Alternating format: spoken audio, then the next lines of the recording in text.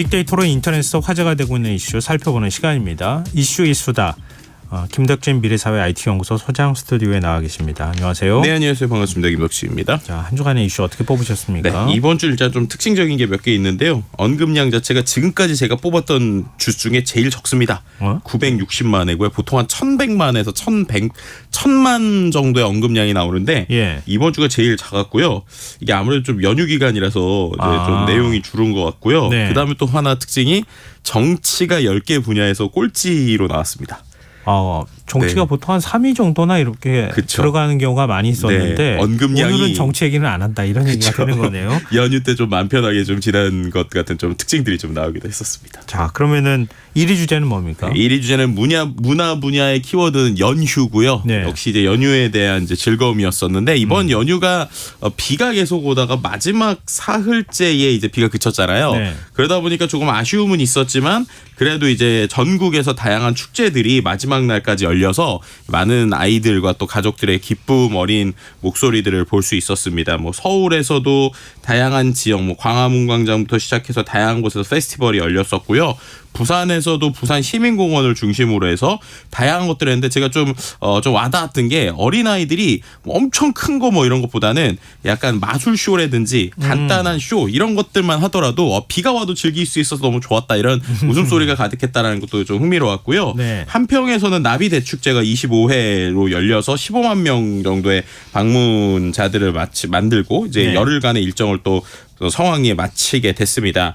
그리고 또 날씨가 좀 좋지 않았음에도 불구하고 고양 국제 꽃박람회 역시도 진행이 됐었고 누적 30만 명 정도의 인원이 찾아왔었고요. 또 이제 실내에서 있었던 오히려 행사들도 좀 관심을 많이 받았던 것 같아요. 그래서 어린아이들 좋아했었던 보드게임과 관련된 이러한 컨퍼런스도 이제 서울에서 열렸었고 네. 그 외에도 뭐 의왕철도 축제, 한국 선비문화축제, 하동 세계차 엑스포 등 다양한 축제들이 열렸다가 또 이제 폐막하고 또 이제 차 엑스포는 계속 유지되고 있는 뭐 이러한 형태인데 이런 것들을 보더라도 확실히 이제 코로나 이전의 수준으로 회복하기 위한 많은 노력들이 보이고 있다라고 볼 수 있을 것 같아요. 네. 그래서 특히나 이번 연휴 기간에 거의 대부분의 지자체들이 다양한 행사들을 많이 했다라고 볼 수 있을 것 같고요. 뭐 전 세계적으로는 뭐 여러 가지 보고서를 통해서 올해 여행 시장 이제 관광 시장이 다시 좀 돌아올 것이다. 9조 5천억 달러에 이를 것이다라고 예측되고 있는데 우리나라에서는 역시 우리나라 사람들의 움직임도 중요하지만 이제 중국인 관광객들이 어떻게 움직일 것이냐에 대한 뭐 여러 가지 이야기도 좀 나오고 있는 상황인 것 같습니다. 그리고 또 한 가지 좀 흥미로운 부분은 그래도 비가 왔기 때문에 또 행복한 부분들도 있었다는 거예요. 네. 뭐 예를 들면은 섬마을의 제한급수가 1년 2개월 만에 해제된 곳도 있었습니다. 네. 뭐 보길도나 완도 등 전남 섬 지역에 있던 제한급수가 고마운 단비 덕분에 이제 그 급수가 해제됐었던 모습도 보여줬고요. 네네. 또 이제 한라산에 이제 제주도에 또 엄청난 비가 쏟아졌잖아요. 네, 맞아요. 그러다 보니까 이제 피해를 당하시거나 힘드신 분도 있었고 또 한편에서는 물이 가득 차는 장관이 백록담에 또 펼쳐지기도 해서 여러 사람들에게 또 여러 가지 이야기를 만들었던 이번 연휴와 그리고 폭우였다. 뭐 이렇게 말씀드릴 수 있을 것 같습니다. 자, 그러면은 2위 주제는 어떤 겁니까? 네, 2위 주제는 IT 과학 분야인데요. 첫 번째 키워드가 바이오 분야인데 뭔가 했더니 이제 셀트리온의 서정진 회장 네. 이야기였습니다. 뭐 혼외 자녀에 대한 뭐 주주 사과가 이야기가 나왔었는데 이게 좀 이슈가 됐었던 것이 이제 기존에 있었던 셀트리온의 직원들이 이른바 이제 요즘에는 그 공개되지 않으니까 익명의 그 직장 커뮤니티들이 있잖아요. 네. 그런 커뮤니티에다가 SNS에다 글 쓴 것들이 좀 논란이 되고 있어요. 어떤 거냐? 네. 지금 이번에 서 회장이 어쨌든 혼외 자녀에 대해서 본인의 뭐 이야기를 좀 하긴 했었잖아요. 네. 근데 이런 부분에 있어서 뭐 투자자를 달래기 위한 분석이다라고 하는 건 되게 경제적인 분석들이 나오고 있고 하지만 이제 그 혼외 자녀를 낳은 여성이 계열사 대표다라고 하는 부분에 있어서 오히려 직원들이 이제 상당히 불만을 갖는 게 평상시에 계열사 대표였어요. 네? 계열사 대표였어요. 네, 그렇다고 하더라고요. 그런데 이제 그 부분에 있어서 예. 서 회장이 직원들에게 품행을 단정히 해라라고 지금까지 내부에서 지시했다는 겁니다. 네. 그래서 이제 뭐 예를 들면은 뭐 티셔츠에 로고가 크게 박힌 티셔츠도 못 입게 했고 뭐 화려한 운동화 청바지도 못 입게 했었는데 본인이 이런 모습을 보이는 것 자체가 어불성설이다 뭐 이런 좀 불만 섞인 뭐 이런 글들도 같이 익명 커뮤니티에서 좀 많이 나온 상황이었습니다. 그러니까 두 명이 친정 확인 소송을 내는 과정에서 네. 아버지가 소외장애다 뭐 이게 확인이 돼서 어쩔 수 없이 사실 인정할 수밖에 없는 상황으로 갔던 거잖아요. 그렇죠. 근데 직원들한테 그 동안에 품행을 잘 뭐 네, 단정해라. 심지어 뭐 옷도 이렇게 명확하게 입어라 이렇게 얘기를 했었는데 이러다 보니까 직원들 입장에서 좀 씁쓸한 목소리가 나오고 있는 것 같습니다. 앞으로 그 얘기는 못할 것 같네요. 네. 또 IT 분야에서 살펴봐야 될 또 다른 키워드가 있다고요? 네, 또 키워드가 있는데 이것도 IT 서비스가 우리에게 미치는 영향에 대해서 생각하게 되는 것 같아요. 네. 뭐냐면 트위터라고 하는 키워드인데요. 이게 뭐냐? 지난 주말에 우리 좀 전 세계적으로 안타까운 일이 있었죠. 텍사스주의 댈러스 교회 쇼핑몰에서 총기 난사 사건이 이제 일어났습니다. 네네. 네, 이제 이것에 대해서 트위터가 아시겠지만 최근에 이제 일론 머스크가 인수했잖아요.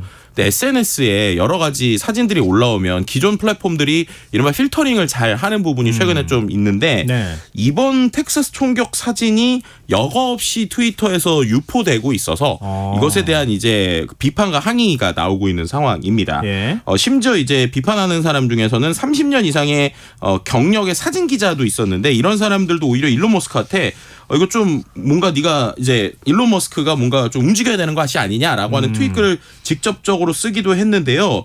어떻게 보면은 이 일론 머스크의 지금의 움직임을 보면 콘텐츠를 조율하는 신뢰 보안팀의 정규직 직원, 계약들의 직원들을 해고하기도 했었고요.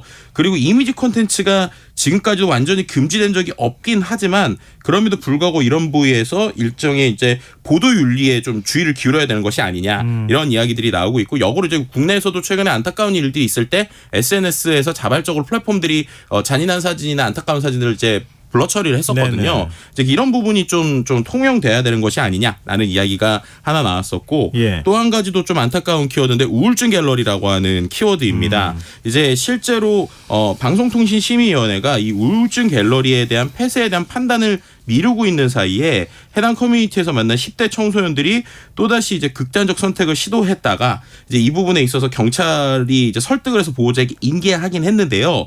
이게 한 커뮤니티 사이트에서 있는 어떻게 보면 본인들에 대한 우울에 대한 글을 쓰게 되는 커뮤니티입니다. 근데 네. 이곳에서 나도 모르게 자꾸 이렇게 독려하거나 우울에 대한 것들을 표출하다 보니까 이런 좀 안타까운 상황으로 이어지니까 이것에 대해서 좀 폐쇄해야 되는 것이 아니냐라고 하는 이야기가 나오고 있는데 그 부분에 있어서 방심위가 지금 판단을 미루고 있는 상황에서 계속 이런 일이 발생되니까 이러한 청소년들에게 미칠 수 있는 영향력을 우리가 생각해서 좀 움직여야 되는 것이 아니냐라고 하는 SNS 목소리 나오고 있습니다. 네. 자, 다음 3위 주제는요? 네, 3위 주제는 산업 분야고요. 교통 분야에서 나온 키워드인데 혼잡 통행료라고 하는 키워드입니다.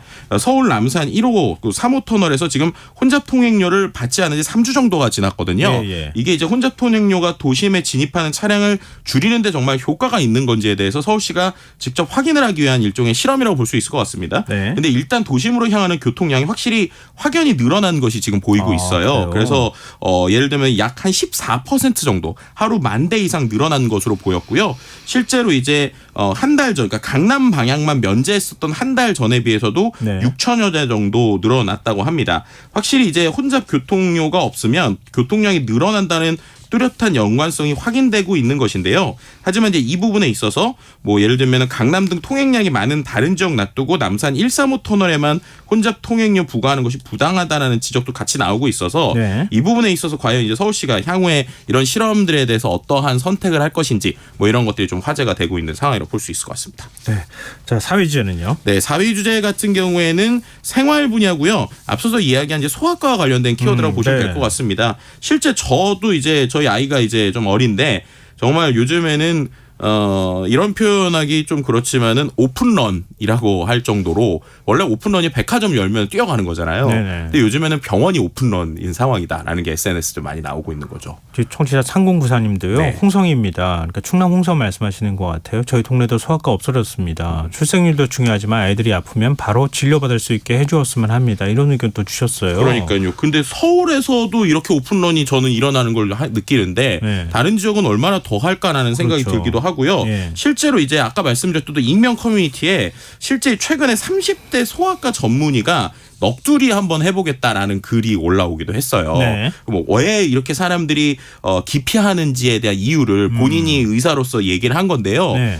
포인트는 이제 앞서 얘기했던 것 비슷합니다. 첫 번째 기본 진료비가 너무 낮다. 100명에서 150명 진료해도 한 명당 받을 수 있는 돈이 너무 적다라는 거고요.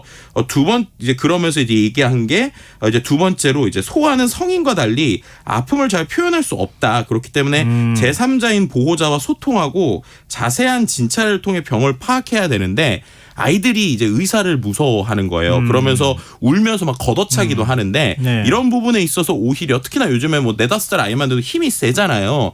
아이들의 죄가 없긴 하지만 어쩔 수 없이 본인 입장에서 계속 체력이 달기 때문에 스트레스를 많이 받고 오히려 아이들이 더 힘들다는 거죠. 근데 그런 상황에서 오히려 보호자들이 아이들이 이렇게 움직이면 오히려 아이들을 좀 컨트롤하는 게 아니라 그것에 대해서 화를 내는 이제 그 어떻게 보면 의사들에게 너무 부성애와 모성애가 자주 나타난다. 그런 것들 때문에 오히려 이제 부모님들까지 다독이고 나면 본인이 다음 진료할 때 힘 빠진다. 이런 얘기들이 나오고 있거든요. 네. 그래서 지금 이러한 현재 상황을 좀 냉철히 보고 분명한 대책이 필요하지 않을까라고 볼 수 있을 것 같습니다.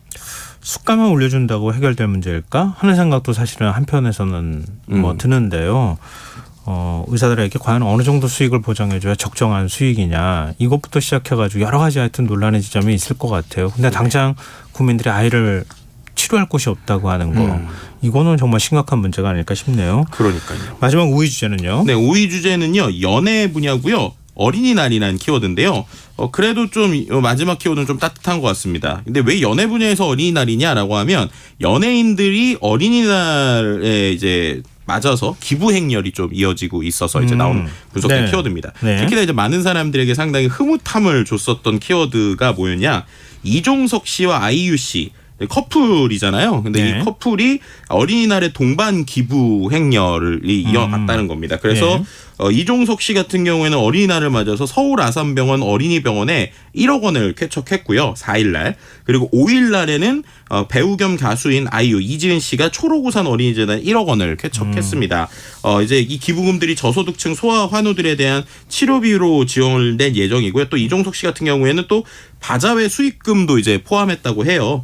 이러한 부분들 때문에 이제 사람들에게 많이 호평을 받고 있고요. 그 외에 또 가수 비오 씨도 어린이날을 맞이해서 여주 천사의 집에 1,000만 원을 기부하는 이러한 선한 영향력을 보여줬습니다. 네, 알겠습니다. 네. 더 소개해드리면 좋겠지만 시간이 다 됐네요. 네. 자, 이슈의 시다 김덕진 미래사회 IT연구소 소장과 함께했습니다. 고맙습니다. 네, 감사합니다.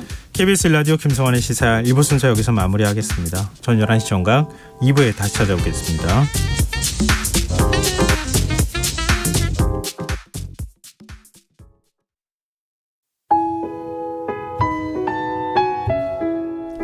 청취자 여러분, 위기가정을 찾아주세요.